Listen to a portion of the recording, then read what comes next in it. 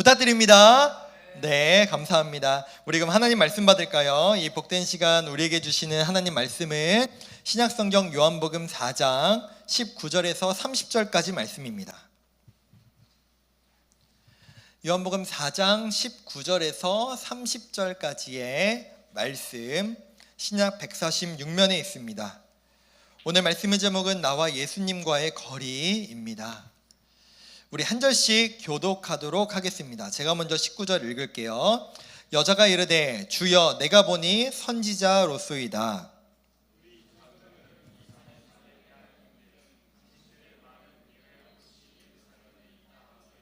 예수께서 이르시되 여자여 내 말을 믿으라. 이 산에서도 말고 예루살렘에서도 말고 너희가 아버지께 예배할 때가 이르리라.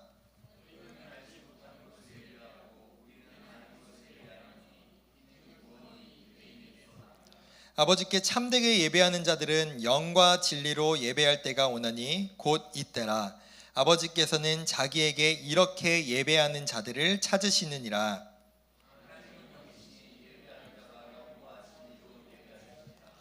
여자가 이르되 메시아 곧 그리스도라 하는 이가 오실 줄을 내가 아노니 그가 오시면 모든 것을 우리에게 알려주시리이다. 이때 제자들이 돌아와서 예수께서 여자와 말씀하시는 것을 이상히 여겼으나 무엇을 구하시나이까 어찌하여 그와 말씀하시나이까 묻는 자가 없더라.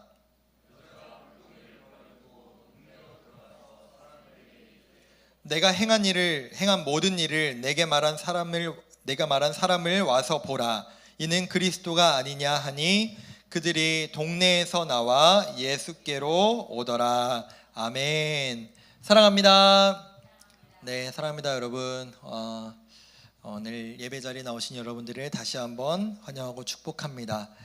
저는 지난주에는 저번에 말씀드린 것처럼 여러분 제가 나이 때 제가 이제 전도사님이었죠. 중고등부 전도사님이었던 지금은 이제 담임 목사님이 되신 그분의 교회에 가서 예배를 드리고 왔습니다.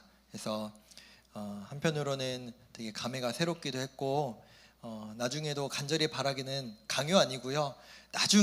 여러분들 나중에 성인이 되어서도 이렇게 예배 자리에서 만나면 참 기쁘고 좋겠다라는 마음이 한편으로는 들었습니다. 근데 한 주 비웠다고 여러분 반응이 뭔가 되게 차가운 걸 보니 네, 농담입니다. 네, 오늘 말씀 들어가 볼 텐데요.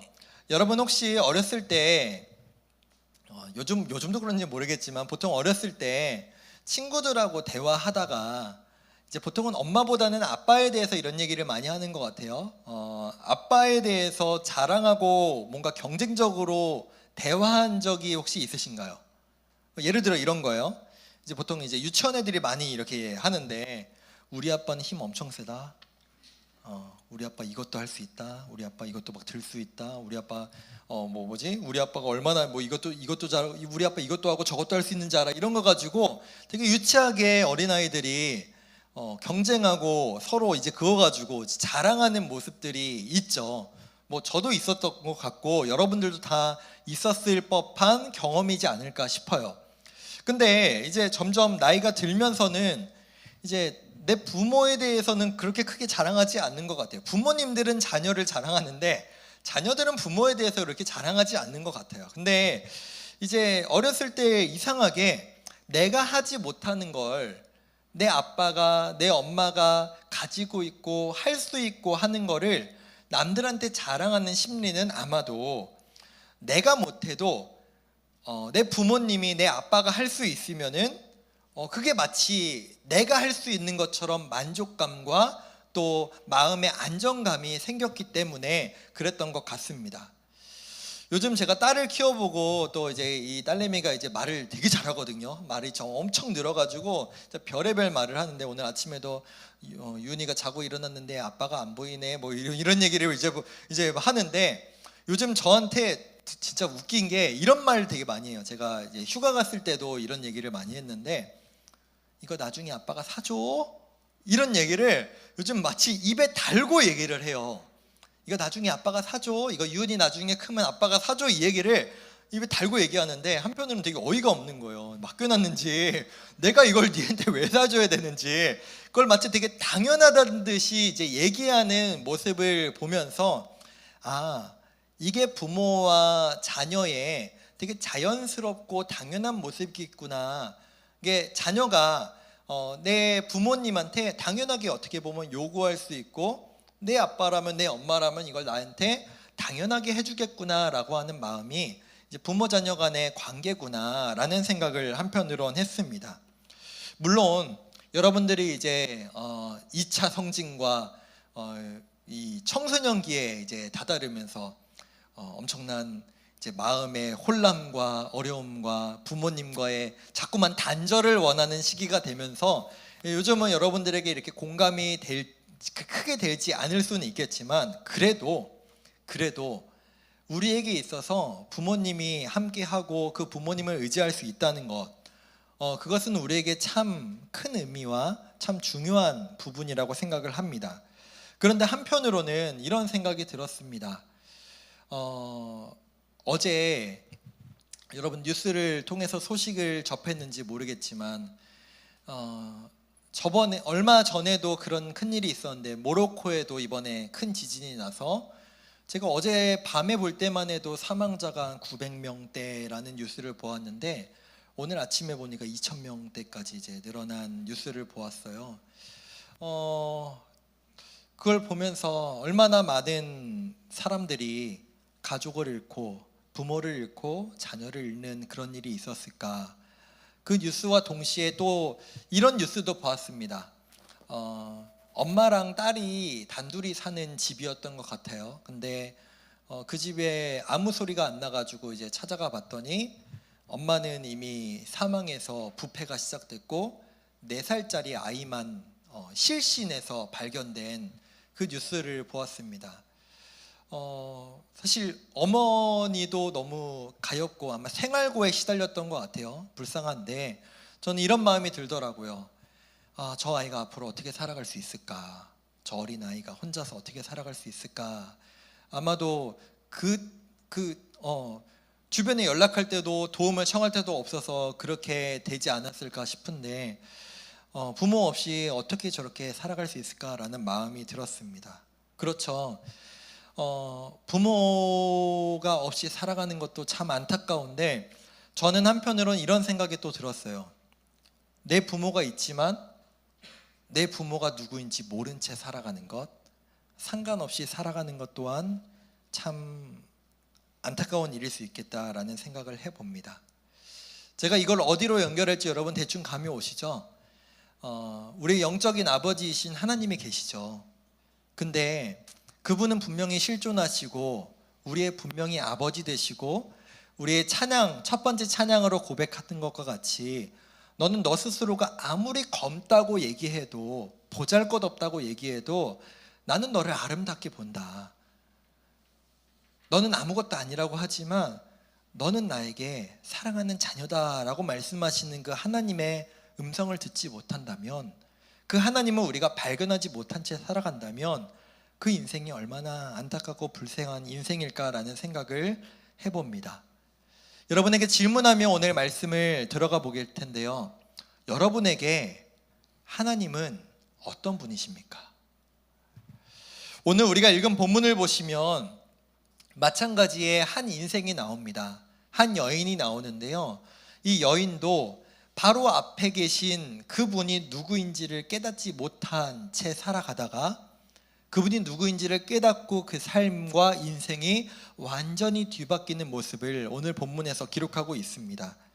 오늘 이 여인이 어떤 여인인지에 대해서 제가 좀 고민을 많이 했어요. 오늘 성경이 사실 되게 이제 내용이 길어요. 그래서 이거를 어디부터 읽어야 되나, 5절부터 1절부터 9절부터 막 고민을 하다가 그럼 끝은 어디까지 읽어야 되는가 엄청 고민을 하다가 그래도 평소보다 좀 긴 19절부터 30절까지를 봤는데 우리 앞절의 말씀에 이 여인에 대해서 어떻게 기록하고 있는지 우리 6절 7절을 함께 말씀을 보도록 하겠습니다.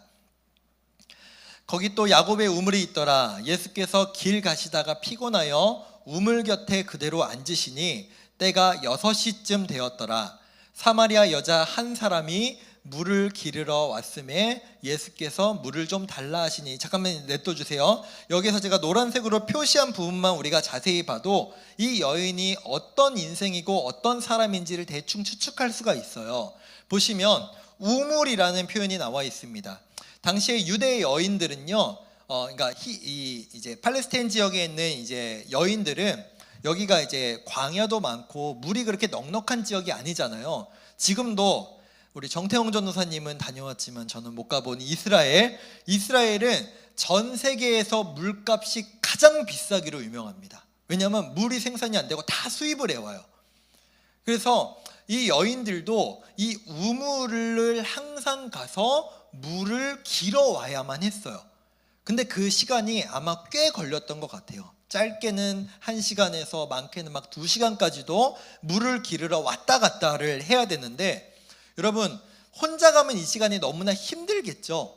그래서 항상 보면은 저기에 보시면은 사마리아 여자 한 사람이 물을 기르러 갔다라고 표현되어 있는데, 보통은 여인들이, 우리 여학생들 요즘도 그런지 모르겠지만 화장실도 같이 가는 우리 여학생들 칸안에도 막 같이 들어가고 그러던데, 여자들 같이 가서 대화하면서 같이 수다 떨면서 시간과 그 힘듦을 좀 줄이기 위해서 보통은 여인들 여러 명이 물을 기르러 왔다 갔다 했다고 합니다.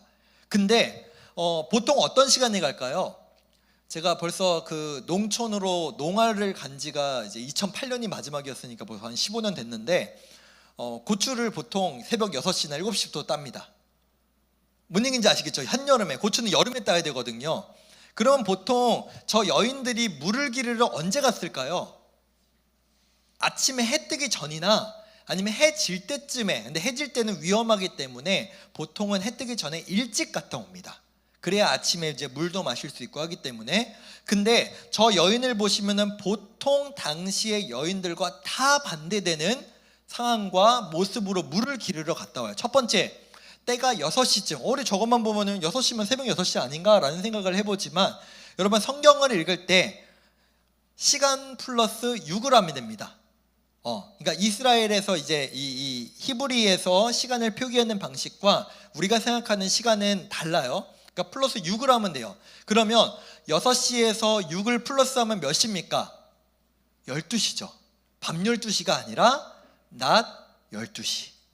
가장 더울 때, 가장 해가 중천에 떠 있을 때. 근데 심지어 저 때에 사람들과 같이 가지 않고 어떻게 간다고요? 혼자서 갑니다. 그러니까 이 여인은요, 그냥 한마디로 얘기하면 이제 저를 보여주셔도 됩니다. 사람을 피하는 사람이에요. 다른 사람들과 함께하기 어려운 사람이에요. 스스로 다른 사람들을 피하고 사람들이 다니지 않는 시간에 다니기는 거기도 하지만, 다른 사람들과 마주치면 불편한 일이 일어나는 사람이었던 거죠. 그럼 이 소외되고 사람들과 완전 동떨어져 살아갔던 이 여인이 어떻게 예수님을 만나게 되었는지, 또 이 예수님을 어떻게 알아가게 되었는지 우리 함께 보기를 원합니다. 제가 오늘 3가지의 단계를 통해서 이 여인이 어떤 단계를 통해 예수님을 알아가는가, 또 나는 여기에서 어디에 해당하는가를 여러분 스스로가 좀 점검해 봤으면 좋겠습니다. 첫 번째, 이 여인이 처음에 만났던 예수님은요, 이상한 남자예요. 이상한 남자. 우리가 성경을 읽지 않았지만 예수님께서 이 우물 곁에서 지금 이 여인을 만났거든요. 근데 여러분 생각해 보세요. 우물, 그 땅속 깊은 곳에서 물을 퍼가지고 끌어올리는데 한 번 푸지 않았겠죠. 여러 번 펐을 거예요. 그 물 남들 주고 싶겠습니까? 안 주고 싶죠. 근데 예수님께서 외간 남자가, 모르는 남자가, 가뜩이나 이 여인은 사람을 피하고 싶어하는 이 여인인데 갑자기 예수님이 물을 달래요. 내가 공들여서 내가 가장 더운 이 시간에 혼자서 힘들게 땀 뻘뻘 흘리면서 물을 길었는데, 이 물을 모르는 사람이, 모르는 남자가, 그리고 여러분 당시에는요, 모르는 남자가 여자한테 말 안 걸었어요. 조선시대도 그랬잖아요. 말 안 걸었습니다. 그냥 지나가지 말 걸지 않았습니다. 심지어 예수님은 유대인, 이 여인은 어디 사람이라고요? 어디 사람이라고요? 사마리아 여인이죠. 사마리아 여인. 이건 제가 여러분 너무 많이 얘기해서 이제 말하기도 이제 입이 아파요. 유대인과 사마리아 사람들은 서로 사이가 좋았다, 나빴다? 나빴다. 더 나아가서 유대인은 사마리아 여인을 사람 취급을 했다, 안 했다? 안 했다. 여러분 이렇게 말씀드리는 거 죄송해요. 당시에는 당연하게, 지금으로부터 2000년 전이잖아요. 남성과 여성의 어떤 그 위치적 차이가 또 분명히 있었단 말이에요. 근데 유대인 남자가 사마리아 여자에게 말을 걸고 물을 달라고 했다는 것, 이건 너무 이상한 거예요. 이해할 수가 없는 거예요. 심지어 나는 잘 모르고 우리를 마치 사람 취급도 안 하고 개 취급하는 유대인 남자가 나에게 물을 달라고 했다? 참 이상한 거죠. 이게 처음에 이 사마리아 여인이 예수님을 접하고 만났던 단계입니다. 이 여인이 처음에 예수님을 만났을 때 예수님은 어떤 남자예요? 뭐야, 누군데? 왜 나한테 물 달라고 그래? 왜 나한테 내가 힘들여서 내가 수고하고 내가 애쓴 걸 왜 달라고 그래? 왜 나한테 이런 걸 요구해? 이상한 사람이네? 이 단계죠. 때로는 그리스도인들 중에 교회를 나오면서도 하나님에 대해서 하나님께 말씀을 받을 때 이렇게 받는 사람들이 있는 것 같아요. 뭐야, 저기 중동에 있는 그 신이 왜 나한테 뭘 요구해? 왜 나한테 뭘 달라고 그래? 왜 자꾸 나한테 뭔가 요구해? 라고 하는 받아들이는 단계. 나랑은 상관없는 거죠. 예수님인데 나랑 상관이 없어요. 두 번째 단계에서 나름 다이나믹한 변화가 있거든요. 이 여인이 19절에서 예수님께 뭐라고 얘기하냐면은 당신은 선지자입니다 라고 얘기해요. 왜 그랬느냐? 이 여인은 사실 여러분 아는 친구들도 있었지만 되게 불쌍하기도 하면서 되게 사람들의 손가락질을 받는 여인이었어요. 왜냐? 이 사람은 결혼을 한 적이 없습니다. 결혼을 제대로 한 적이 없는 여인이에요. 근데 앞절의 말씀을 보시면은 이 여인은 거쳐간 남자가 너무 많아요. 근데 예수님이 그거를 꼭 집어서 딱 말씀을 하시는 거예요. 그러니까 이 여인이 보기에 이 남자가 보통 사람은 아니구나. 과거에 우리 구약시대 때 사람들이 선지자로 하나님의 사람으로 여기고 하나님께 부름을 받았던 선지자구나. 그렇지 않으면 나의 삶에 대해서 이렇게 속속들이 알 수가 없겠구나. 이 사람 말을 좀 들어볼 만 하겠는데, 이 사람 말이 나에게 좀 의미가 있을 수 있겠는데 라고 받아들이는 단계까지는 나아간 것 같아요. 대화를 나눠보니까 성경 얘기를 하고 그렇게 크게 무례한 것 같지도 않고 나눌수록 좀 괜찮은 사람인 것 같고, 이런 것들을 통해서 당신은 선지자구나, 괜찮은 사람인 것 같다, 그 당신의 말을 들을 만하구나 라고 받아들이는 단계까지는 온 것 같아요. 저는 많은 교회를 나오는 그리스도인들이 딱 요 정도 단계에서 멈추는 경우들이 많은 것 같아요. 어떤 단계죠? 예배를 나옵니다. 말씀을 듣습니다. 근데 그 말씀에 대해서 그래, 좋은 말이지, 좋은 말씀이지, 저 말이 맞지, 하지만 거기까지. 받아들이고 받아들이지 않고는 내 선택인 거죠. 이 여인도 사실은 마찬가지였어요.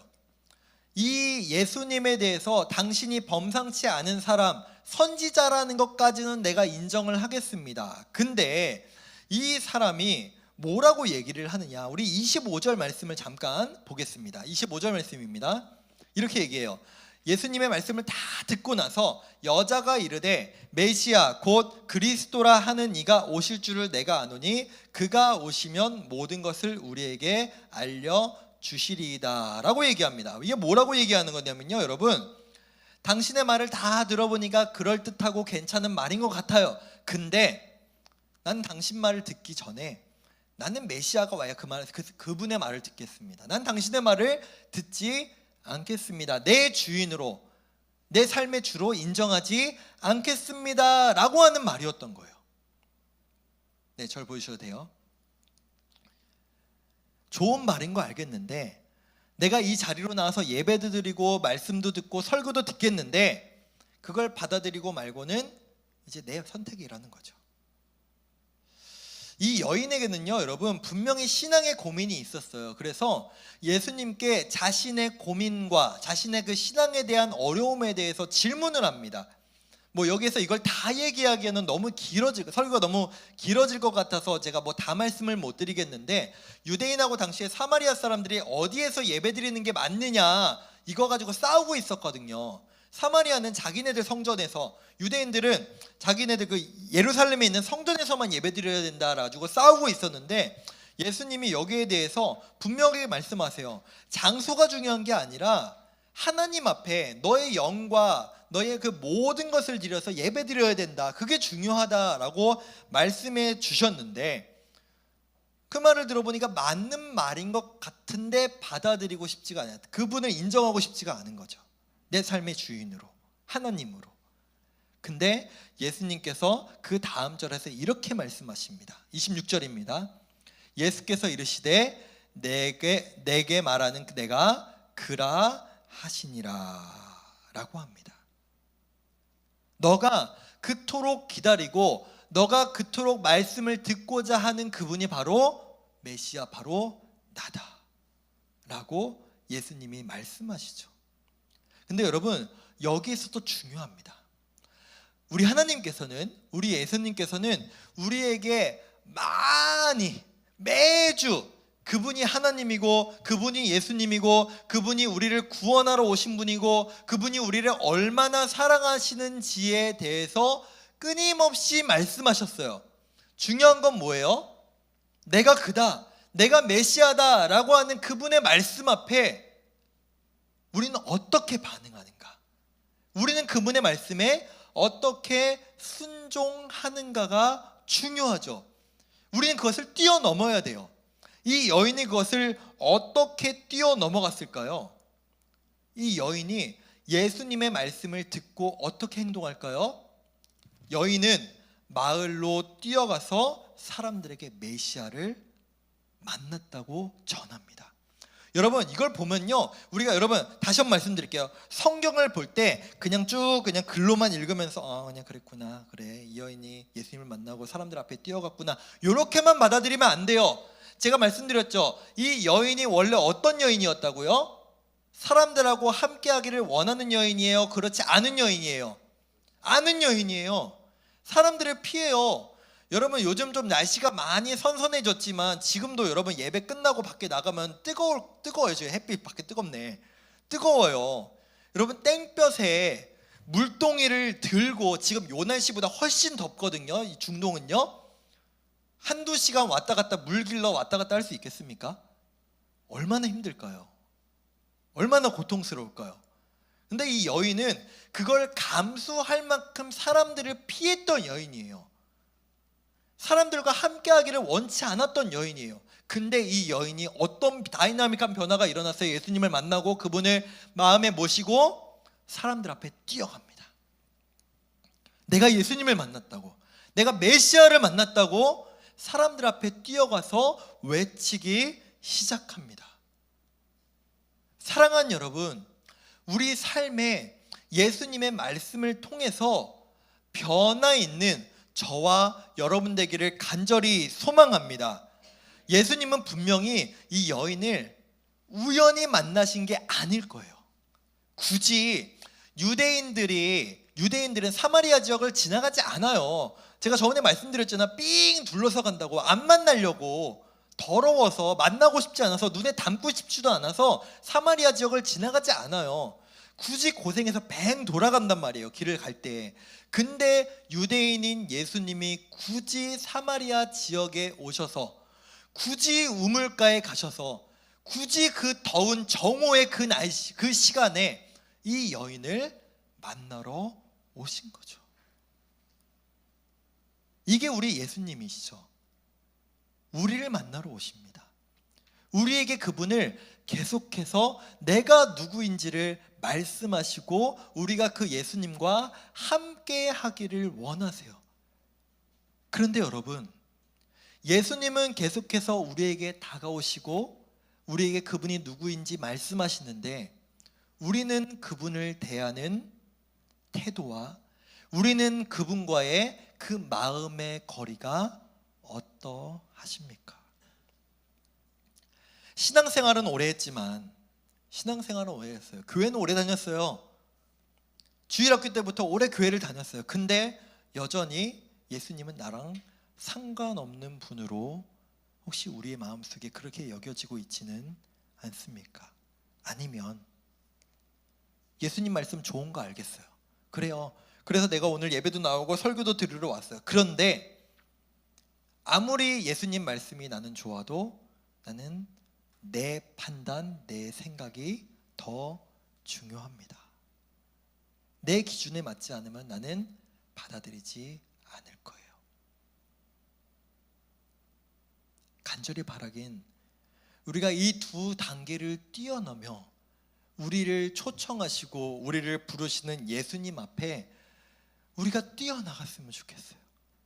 그분의 말씀 앞에 주님, 내가 부족하지만, 내가 연약하지만 내가 어떻게든 이 말씀대로 살아보려고 주님 애써 볼게요.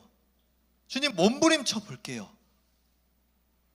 그렇게 고백할 수 있는 저와 우리 여러분들 되었으면 좋겠습니다. 우리 하나님께서 시편 14편 2절에서 이런 말씀을 주시거든요. 우리 시편 14편 2절 말씀 보겠습니다. 우리 함께 읽어볼까요? 시작. 여호와께서 하늘에서 인생을 굽어 살피사 지각이 있어 하나님을 찾는 자가 있는가 살펴보려 하신즉. 이건 무엇을 의미하는가? 단순히 예배 나오는 것을 떠나서 우리가 얼마나 하나님을 찾고 하나님을 바라보며 하나님 앞에 나아가는 자가 있는가를 하나님은 날마다 살펴보신다는 거예요. 그리고 그러한 사람들을 하나님은 너무나도 기뻐하신다는 거죠. 사랑하는 여러분, 우리에게 이 예수님이 왜 필요할까요? 우리는 왜 예수님의 말씀을 따라 살아가야 할까요? 여러분 한번 생각해 보세요. 여러분 삶 속에서 여러분은 예수님을 얼마나 찾고 예수님 앞에 얼마나 질문하며 예수님 앞에 얼마나 그 말씀 앞에 여러분 스스로를 순종하고 무릎 꿇고 있습니까? 사실 그렇지 않은 때가 훨씬 많지 않나요? 우리 하나님께서 예레미야 선지자를 통해서 그 말 듣지 않는, 그 하나님 앞에 순종하지 않는 그 구약 백성들에게 이렇게 말씀하시죠. 예레미야 33장 3절입니다. 우리 함께 이 말씀도 읽겠습니다. 시작. 너는 내게 부르짖으라. 내가 내게 응답하겠고 내가 알지 못하는 크고 은밀한 일을 내게 보이리라. 아멘. 우리가 하나님께서 아무리 우리를 부르시고 우리를 찾으시는데 요즘 많이 발전한 노이즈 캔슬링 이어폰을 꽂고 그 주님의 말씀을 들을 생각이 없다면, 아무리 말씀하셔도, 여러분 노이즈 캔슬링이 무슨 기능이에요? 소음을 차단하는 거죠. 마치 하나님의 그 말씀을 소음으로 여기고 안 듣고 싶어요, 받아들이고 싶지 않아요, 걸러내고 싶어요 라는 마음으로 우리가 하나님의 말씀을 대한다면, 우리가 예수님과의 거리를 자꾸만 멀게 만든다면 우리는 영영 이 여인과 같은 변화를, 우리는 예수님과의 계속해서 거리를 두고 살아갈 수밖에 없다는 것입니다. 말씀을 읽겠습니다. 사랑하는 여러분, 오늘 말씀은 사실 여러 가지로, 사실 몇 번이고 설교할 수 있는 요한복음 4장의 말씀이에요. 예배를 가지고도 설교할 수 있고, 또 이 여인을 만나러 오신 하나님, 이 예수님에 대해서도 말할 수 있고, 또 이 여인의 삶을 가지고도 설교할 수 있습니다. 그런데 오늘 저는 여러분들께 이 한 가지 포인트를 가지고 여러분께 이렇게 말씀드립니다.